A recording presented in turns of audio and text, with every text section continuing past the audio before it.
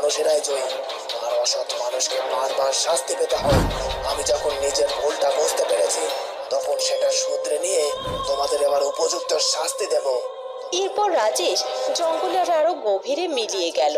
তার লক্ষ্য এখন রানী মধুবালা আর তার ষড়যন্ত্রের কেন্দ্রে থাকা তন্ত্রমাতা। পরিত্যক্ত মহল, মধ্যরাত। চারুলতা ভাঙা খাটটির উপর বসে ঘুমোচ্ছিল। লতা পাখি রূপে মহলের কোনায় পাহারা দিচ্ছিল।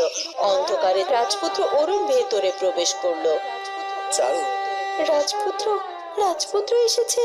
চোখের সামনে রাজপুত্রকে দেখে তার মনে আনন্দ আর অভিমান একসঙ্গে ভিড় করলো। সে বিছানা থেকে নেমে এলো। রাজপুত্র, আপনি এত রাতে? আপনি এলেন কি করে? আমি তোমাকে না দেখতে পেয়ে থাকতে পারছিলাম না। রাজ্যের যা অবস্থা, তোমাকে খুব প্রয়োজন ছিল আমার। এরপর রাজপুত্র গত কয়েকদিনের সব ঘটনা বর্ণনা করতে থাকে চারুলতার উপর।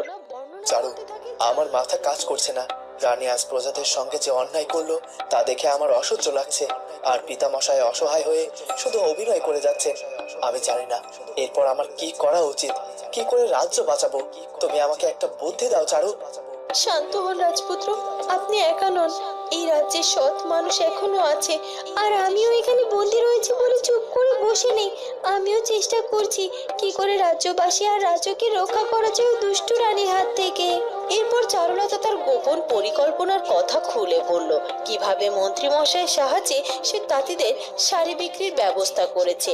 সেগুলো এখন ভিন রাজ্যের বাণিজ্যের জন্য পাঠানোও হয়ে গেছে। এই শাড়ির বাণিজ্য সফল হলে রাজকোষের অনেক ঘাটতি পূরণ হয়ে যাবে। আর আপনি প্রমাণ করতে পারবেন আপনার রেশম শিল্পের সিদ্ধান্তটা ভুল ছিল না। রাজপুত্র অরুণ বিস্ময়ে চারুলতার দিকে তাকিয়ে বলে, চারু, তুমি তুমি এত বড় কাজ করে ফেলেছো। আমি তো কিছুই জানতে পারিনি। এত সব চিন্তা আমার মাথাতেও আসেনি। তুমি সত্যি আমার রাজ্য আর আমার স্বপ্ন বাঁচালে। এখন তো মনে হচ্ছে তোমার মতো বুদ্ধি আর সাহস আমারও নেই চারু। নানা রাজপুত্র, আমি এমন কিছু করিনি। আসলে এখন যেরকম অবস্থা সেরকমটা ভেবে চিন্তেই আমাদেরকে নিতে হবে।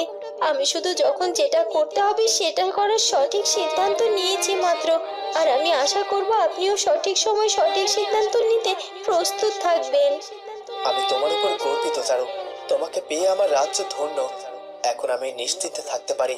এই খবরটা পিতামশাইকে দিতে পারলেই শান্তি। হ্যাঁ রাজপুত্র। বন্ধুরা, কি হতে চলেছে এরপর সেটা জানবো আমরা চারুলতা গল্পের পরবর্তী পর্বে। আর আমাদের আজকের পর্বটি ভালো লাগলে অবশ্যই আমাদের চ্যানেলটিকে সাবস্ক্রাইব করে দিও। দেখা হবে নতুন পর্বে। ধন্যবাদ।